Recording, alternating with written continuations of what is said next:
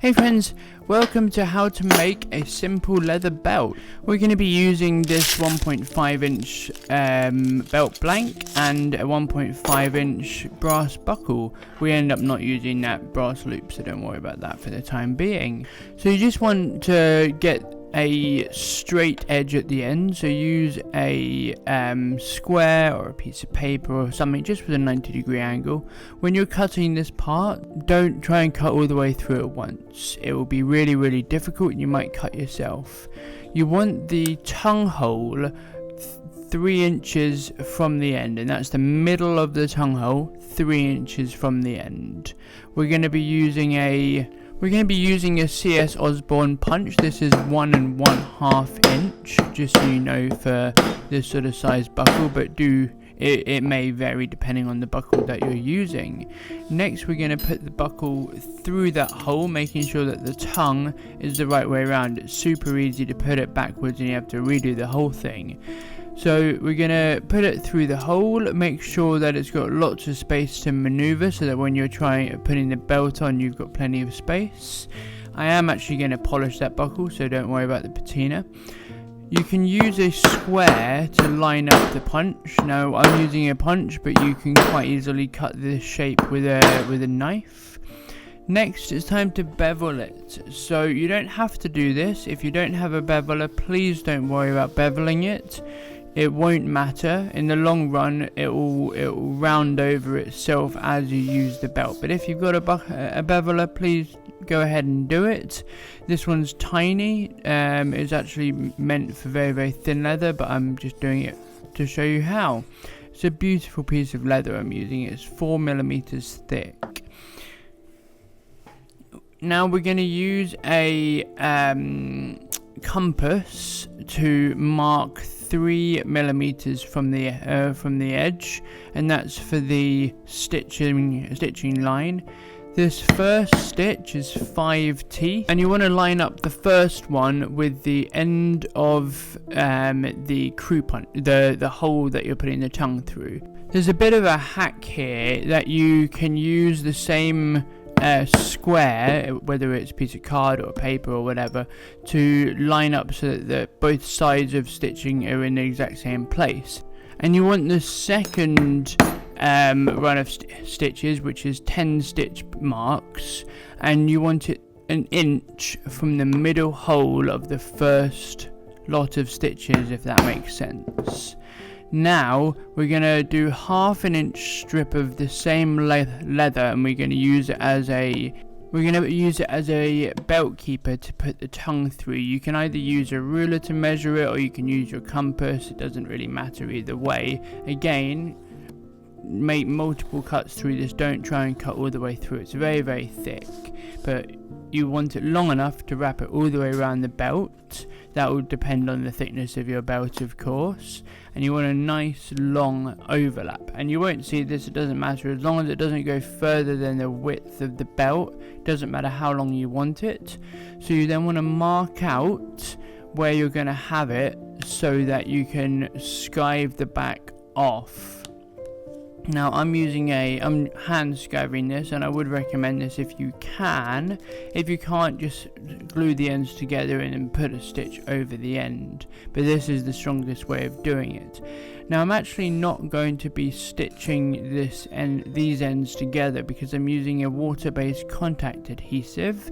You can use either contact adhesive, you can use a barge cement, or you can use a white glue like a PVA if you don't have either of the others, and they will work absolutely fine. Now the reason I don't need to stitch it is because these glues are super strong, and you're not actually going to be putting that much pulling force on this when you put your belt through, so it doesn't actually need a stitch. Lots of people will stitch it, but it doesn't physically need it for the strength of the keeper.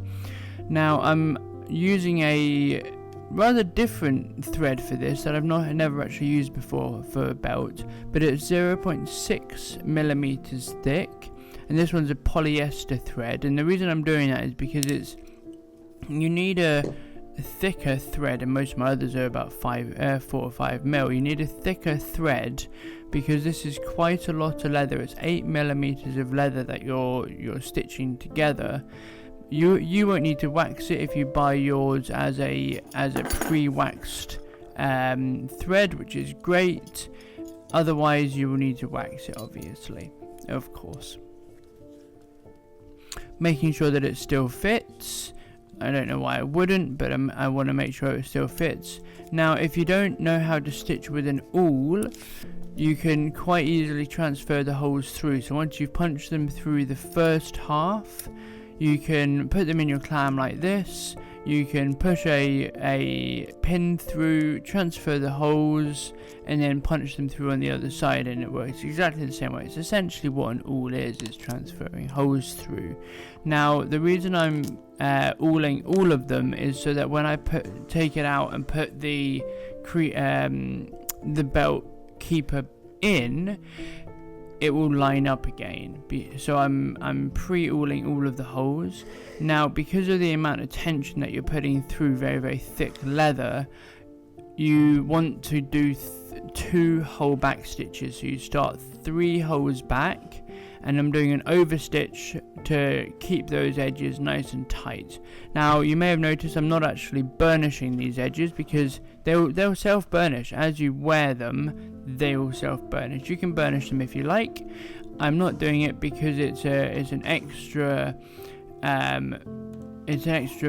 material that supply that you need to buy, that obviously if you're new to this you may not have. So I wanted to demonstrate this in the cheapest possible way for you guys. So I'm not actually cutting the threads each run, if you like, each 5 or 6 stitches.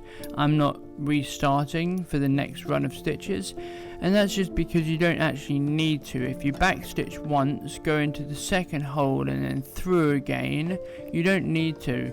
If you feel more comfortable doing a new run of stitches each time, please do. It's just as easy, if not easier, because you'll see a very long stitch going underneath that keeper as I put it through now, and that will need to be trimmed off afterwards. So I did 1 back stitch here, and that was to lock that long stitch in place, and then I'm going to just go through and I'm going to stitch the rest of this.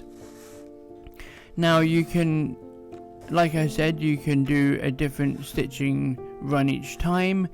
Please don't feel you need to do some fancy back stitch to be able to keep one run of stitches. Doesn't matter. Just doing this for ease of use whilst I film this. So I always recommend, when you're starting and finishing a stitching run, to do 2 back stitches. So you can see I'm doing 2 here. I say back stitch, it's actually stitching forward, I know, but normally when you're stitching towards yourself. So a back stitch is stitching away from yourself. So we're going to stitch all the way down here, and I'm sorry it cuts out here, I ran out of battery. But we're just doing exactly the same thing. We're starting one hole back, doing 1 back stitch, and that's just to keep it nice and strong. If you want to do an overstitch where the keeper is, to keep the 2 layers of leather together, you can. I don't actually think that you need to, but if you'd like to, please feel free to go ahead and do so. So I'm doing 1 overstitch here, a back stitch, and I'm going to take that out. Now, lots and lots of clipping and singeing thread. If you're using a linen thread, you'll snip it and then put a little dot of PVA glue in the hole so that it seals. With polyester, because it's essentially a plastic, well, it is a plastic, you can take a lighter and you can singe the end, and then just don't forget to push the singed end down, because it will mushroom it so that the thread cannot come through the hole. That's the whole point of it. Lots and lots of singeing of thread. I actually quite enjoy it. It's a bit hot though. And now that part is done. So the final part of making a belt, I actually really like how this looks, and it's so easy to do, guys. You'll be able to do this at home, no problem at all. So the last thing that you need to do is put some holes in it. So when you measure the length of a belt, you measure it from the turn, so where you fold it in half to stitch the buckle in, you measure it from the turn, not from the end of the buckle, to the center hole. So I think I did this at 30 inches. I made this one for a friend. So it's from the turn to the center hole, and then you can do either an inch spacing, or you can do 3/4 of an inch spacing, whatever you like.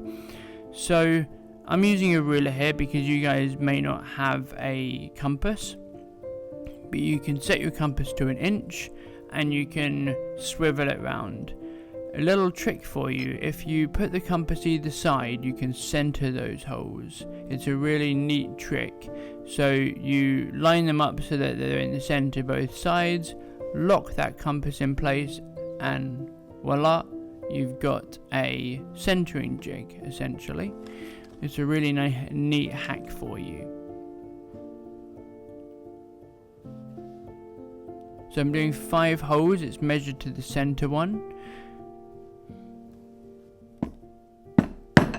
So I would recommend marking each hole just with a light tap, and then going through and hammering them all the way through, just because if you need to adjust them at all, you can do that with from the light tap and it won't be too much of a problem.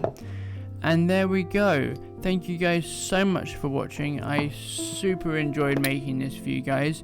Don't forget to like, comment, subscribe, leave a comment down below what else you'd like to learn how to make, and I will see you next time. Take care.